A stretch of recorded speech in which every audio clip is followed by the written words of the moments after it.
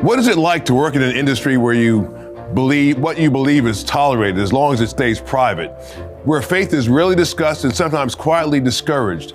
Hollywood has a reputation of hostility to Christian belief, and yet there are plenty of actors working every day, navigating those tensions in real time. They're not making headlines. They're showing up to auditions, taking roles, and deciding what it means to follow Christ in a business that doesn't always reward conviction. Tonight on State of Independence, we hear from one of them. Randy McDowell is a working actor, he's a star actually, in Hollywood who's doing his job and holding fast to his faith. This is a conversation about calling and the quiet cost of following Jesus.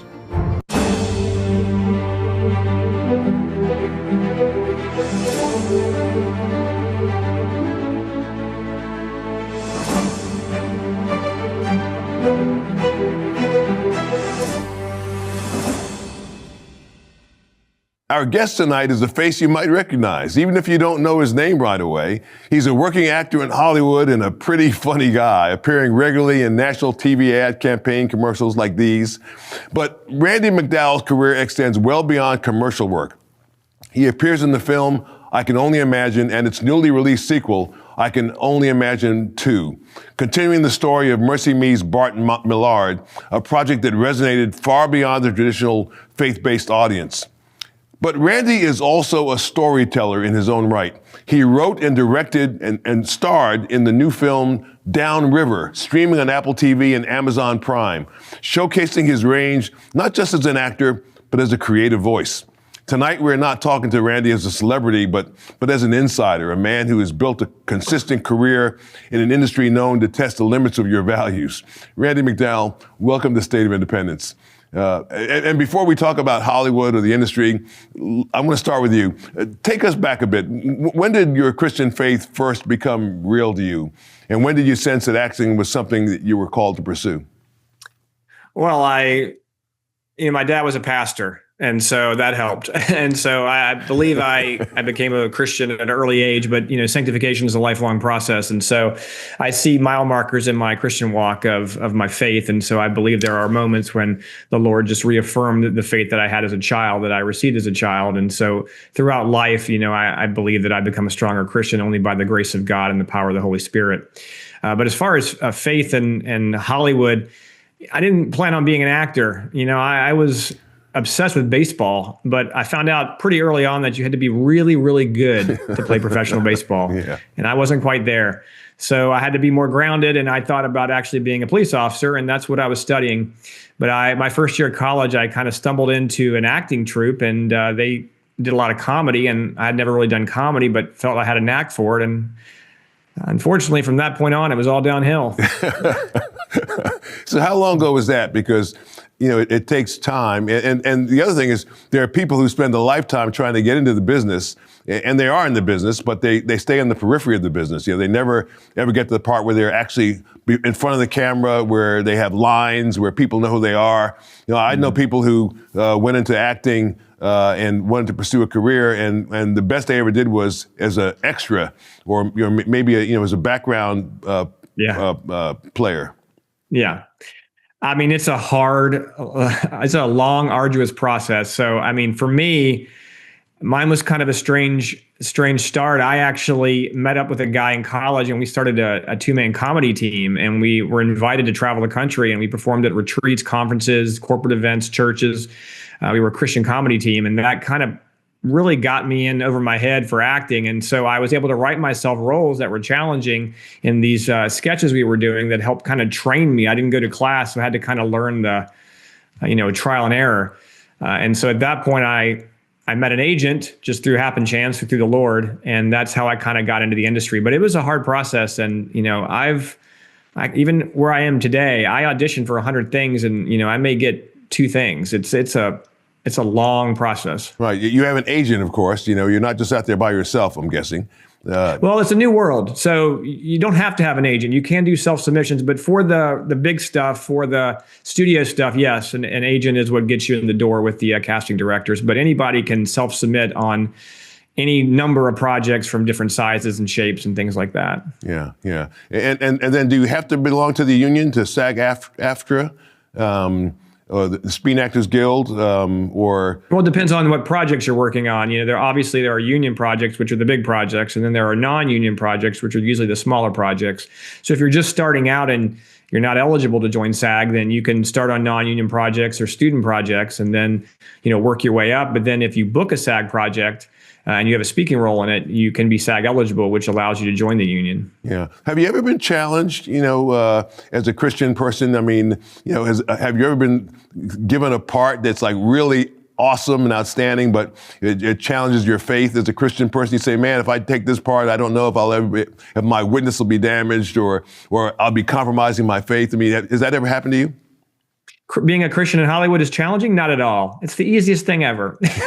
Every day, you're challenged every day with roles that you shouldn't do, that you would never do.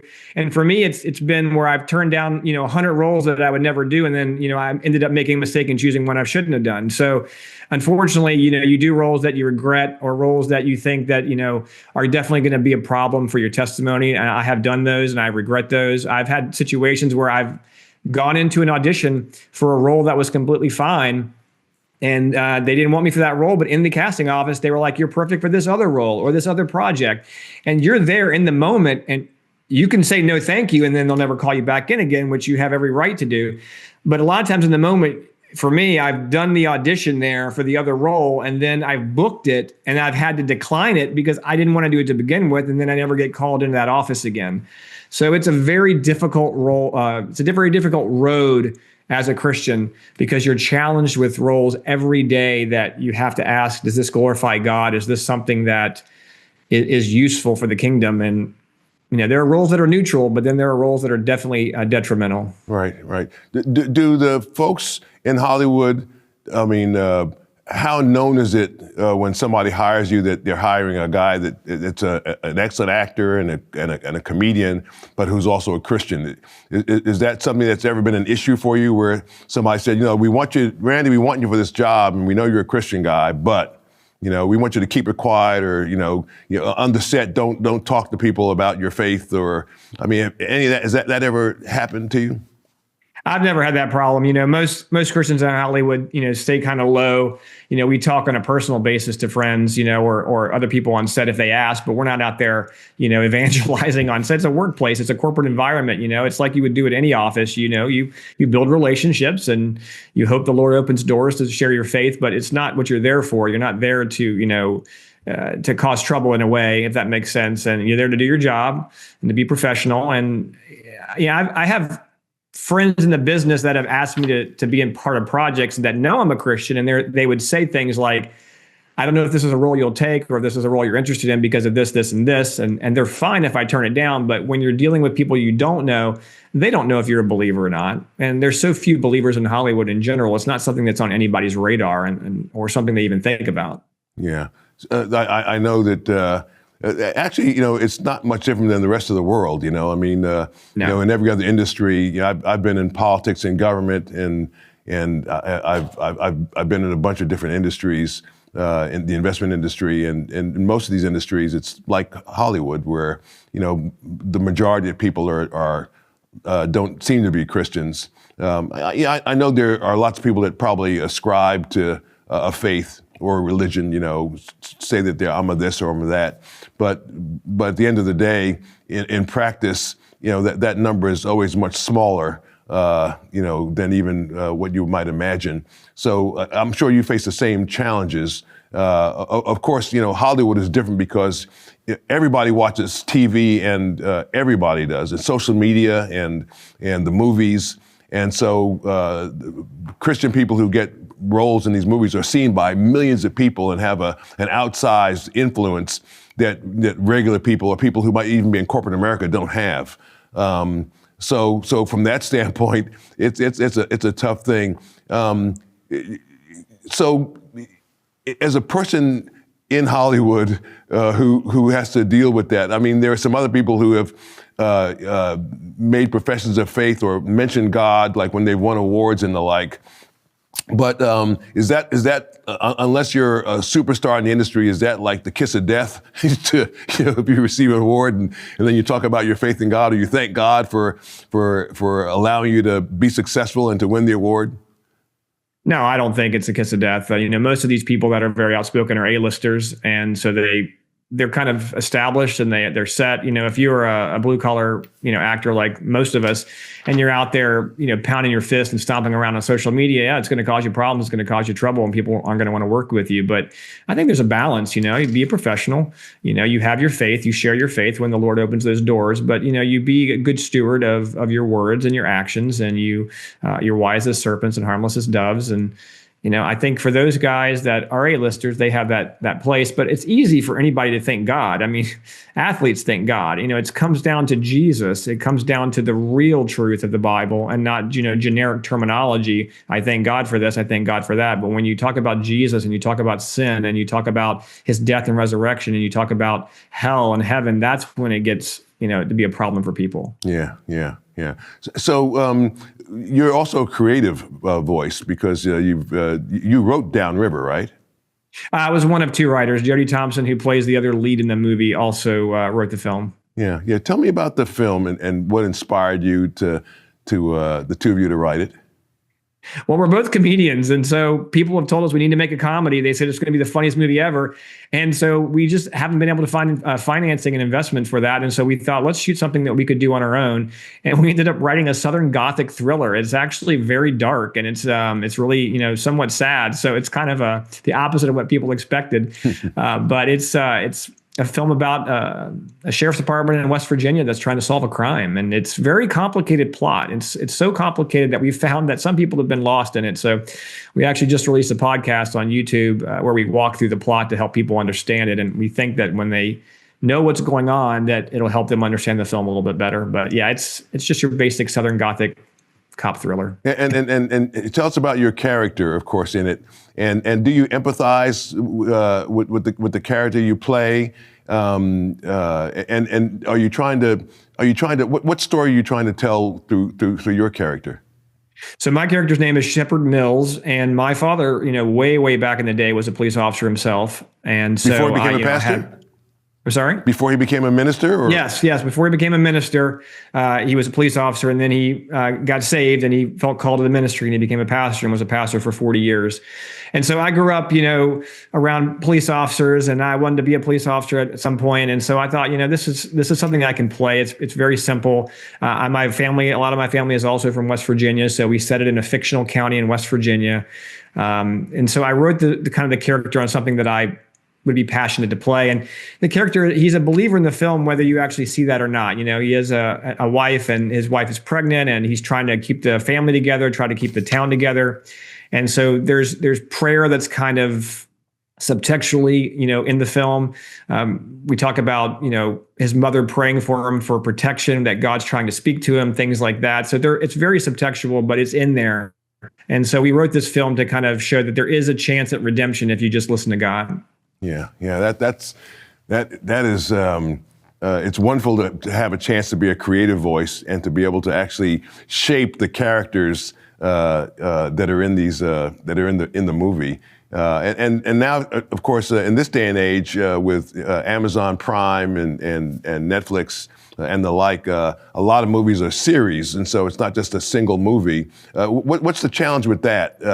Or do you find that to be an advantage? Is it advantageous to have numerous episodes to really build out a character, or is it easier in just an hour and a half in a one set movie to build a character, show who that person is, and to reach the audience the way you want to? As an actor, you want more episodes. You want a chance to really get into that character, flesh it out, bring the audience in to understand the character. So as an actor, you want more work. As a creative, it just depends on who your distributor is. Shooting a film in some ways is a little easier because it's just boom, boom, boom, you're done. It's packaged, it's out there. Episodic, it's a commitment. Now with the way episodics are working now, there's really no set time frame for episodes in the sense of length. So you could shoot a long movie and then cut it into multiple episodes, which we consider doing after the first edit of our film. But honestly, it just depends on what your distributor wants and what's easiest to sell. Yeah. So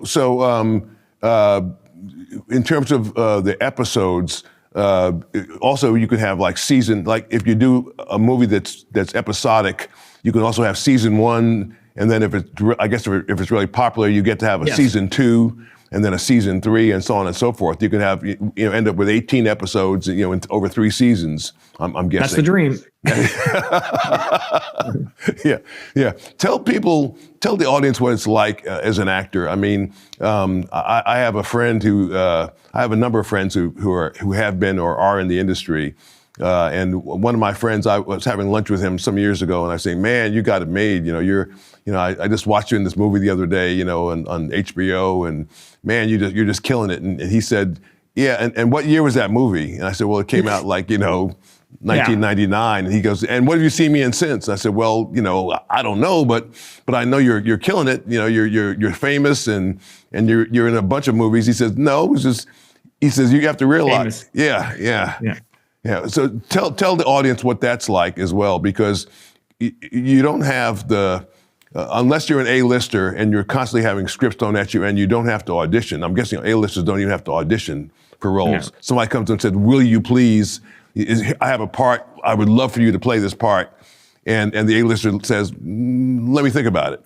Yeah. Right? But for everybody else, and everybody else, meaning these are still like super talented people, because the people who get to be, who try to be actors and actresses, but who only end up as extras, that's the majority of people who are in the industry. But the people who are in movies and who star in movies, but don't yet consider themselves to be an A-lister. Would you consider yourself to be an A-lister?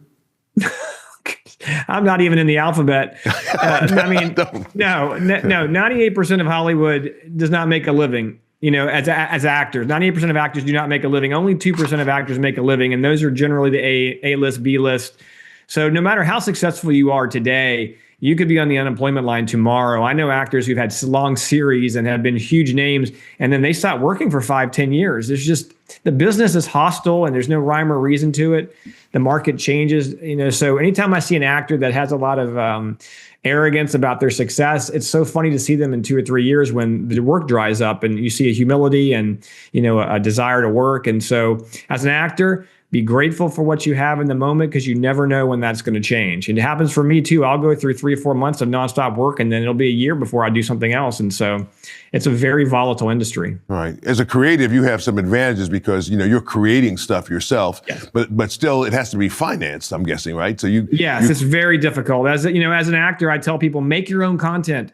You can sit around and wait for somebody else to choose you. You can wait around for somebody else you have to prove yourself to. If you have the means or the ability, create something. It can be on your iPhone. It can be with your friends. Just create stuff, because people who create stuff create opportunities. So just create things, work, act, write, do whatever you can to make stuff and make content. That will get your name and your face out there. It will show that you're working, and that will raise you above the majority of people. Right.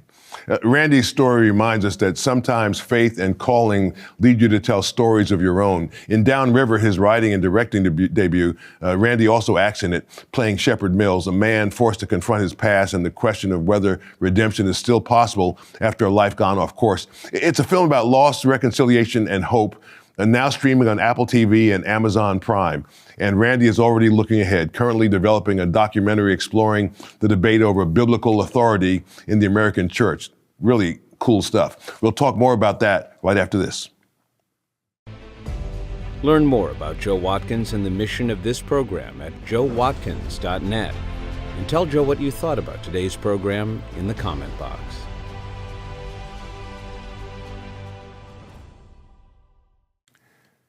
Randy, for years, audiences have known you through performance, often comedic, often physical. What prompted the move into writing and directing, and what was different about telling a story from behind the camera rather than in front of it? Tell us a little bit, well, you already told us a little bit about Downriver, but tell us also about the documentary you're getting ready to do. Yeah, so we're in development on a documentary that it's honestly one of the most exciting things I've ever been a part of. We still need financing. We're still reaching out to people for financing, but it's based on the infallibility and inerrancy of the Bible. The Bible is a powerful tool. It's sharper than any two-edged sword, dividing the soul asunder. God's word. It's the Bible that the Holy Spirit enlightens our souls with. And we want to do a documentary that shows people why it's trustworthy, why there is veracity in it. There's a increase in Bible sales across the country right now, especially men are buying more Bibles. And so, do they know what they're reading? Why should they trust it? Why should they believe what it says? And if the Bible is true, then what it says has eternal consequences. So we want to show that to people, that it is trustworthy. We want to show kind of the history of how the Bible came together, why the American church stands out to protect the inerrancy and infallibility of the Bible, and why it is reliable and why you can trust it, and why your soul is eternally at stake if you believe or don't believe what it says. Is writing a documentary different from writing a film? Well, so I am not the writer or the director of this. That would be Shannon Halliday, and it's his film. I'm a producer on it. We have a great team that we brought together to put this project together. But yes, he would be the one that would be, formulating the overall documentary. Yeah, very good. So what are we've got people watching right now who are thinking to themselves, I would love to be Randy McDowell, or I'd love to be in his place, and they're just itching to get into the business, and that's okay. I mean, if that's where you feel led, if God's Spirit is leading you, that's a good thing to follow where it is you're being led. But what would you caution people about some of the temptations that may come with the business, and especially with fame? Because it's one thing to be, to have a bit role in a movie. It's another thing to be a major character and to be famous and to be seen by lots of people. What are the temptations that come with that? Well, I had a famous director once tell me that fame was a drug, and it's intoxicating. And so I think as an actor, especially as a Christian, you need to be very careful, because God is the only one that should be famous. You're here to perform for an audience of one. You're not here for the applause of man. But in this business, the applause of man is kind of what the business is. And as an actor, you have to promote yourself, which is very difficult. Other Christians look at you and think, oh, he's full of himself, or he's narcissistic, or he's self-centered. But as an actor, unfortunately, you have to have headshots. You have to have a website. You have to promote yourself. You have to get in front of casting directors and directors. And it's a very difficult fine line to walk. You have to, especially when you're younger. As you get older and you kind of get a little burned out, or you kind of see the real world, you start to get more grounded. But as you're younger, you can get just kind of caught up in the promoting yourself and making it about yourself. And I think that as a Christian, if you are called, and I mean truly called, to be in Hollywood, you need to be prepared. You need to have sound doctrine. You can't go out there with this, cultural Christianity, because Hollywood will destroy you. You got to get into a sound doctrinal church, community of believers. My church that I went to when I was in LA didn't care that I was in Hollywood. And that's probably a good thing, because I went to a few churches when I was out there that's all they cared about, is what your next project was and what you're working on. So get into a church where God is the center. Make sure that your doctrine is sound and that you're in the Word, and then ask God to protect you, because it is a very, very difficult path. Yeah, that's very, very well said. I know what you're talking about when you talk about God is the only one that's famous, because all human fame is very fleeting. It's very temporary. I've worked in my career over the many decades that God has allowed me to be on the planet with some at the time very famous people, and they're no longer with us. And also, people don't remember. It's just amazing how short the memories of human beings are. Somebody who they cheer for. We had the coach of the chaplain for the Philadelphia Eagles, who told us the story of the famous quarterback who quarterbacked the Eagles in the early 2000s, led them to conference championship year after year after year, took them to the Super Bowl. They didn't win.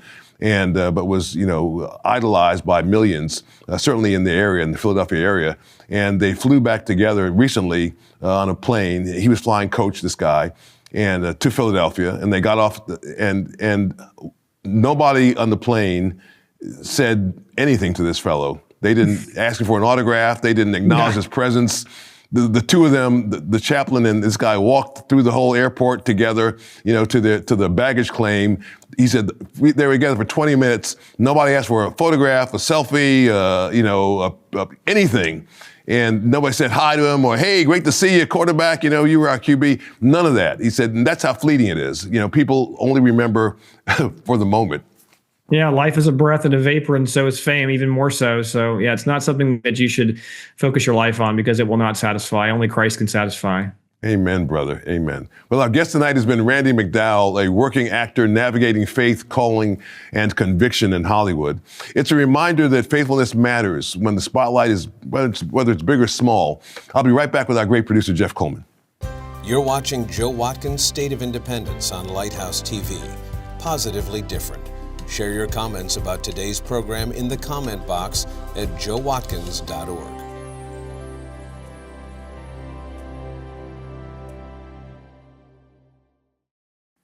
We're back with our great producer, Jeff Coleman. You know, I think as I was hearing you and Randy go back and forth, the idea that a lot of us think is we can handle it. You just give us fame, you give us the resources, you give us a little exposure, and we'll be able to deal with it. And he kept coming back to this theme that the seductions of fame, not only are they temporary, but they're dangerous because they can get you so violently off track of the purpose that God has, which is to love Him and to love our neighbors, as you always say, as we love ourselves. But if you could almost have everyone before their parents allow them to have a TikTok account or an Instagram, before they are roped in to believing that they could be the next big person, and just patiently, calmly walk through what does it mean. I asked Randy, who was on Morning Light the other day, what in some of the advice you might pass on to your younger self, and he said, "Don't become an actor." Yeah. And I think that goes for any of us who have any level of exposure. That exposure comes with so much danger. It's like kryptonite. Yeah. Well, I love it that he's so grounded, and it's an industry. It's a tough business. Yeah. It's a really tough business, but he's been successful. But a grounded person can become ungrounded pretty quickly. Yeah. And it only takes one hit of success or one successful day in social media or one award, and the unraveling begins almost immediately. So to hold these very, very lightly and allow God to put you in obscurity for decades, have 1 minute of exposure, to have a life of no exposure under the hot lights, or to have a full, faithful career, but it's going to take a team of people, and it's going to take you, as he said, being constantly plugged in to the source of truth, not your mirror and not your agent, and certainly not likes and views. But great conversation. Yeah, it's a great conversation. Boy, he's just so grounded, and I love it. His advice to people who want to get into business is right on point. It is. Well, tonight's conversation with my new friend, Randy McDowell, reminds us calling isn't about where you work or how visible your platform is. It's about faithfulness, right where God has placed you. Most of us will never step on a Hollywood set, but all of us confront moments of decision to live with integrity, consistency, and courage, even when it comes at a cost. Randy's story is so encouraging because it shows quiet faithfulness still matters, and God can use it in powerful ways. If you haven't seen his work, check out Downriver, and I Can Only Imagine 2, stories pointing us toward redemption and hope. And if tonight's program encouraged you, take a moment and send me a note at joewatkins.org. I want to know, I read every one of those messages, and I'm so grateful for them. For Jeff Coleman and the entire production team here at Lighthouse TV, thanks for watching. From America's first capital, Philadelphia, where it all began 250 years ago, I'm Joe Watkins. I'll look for you back here next time.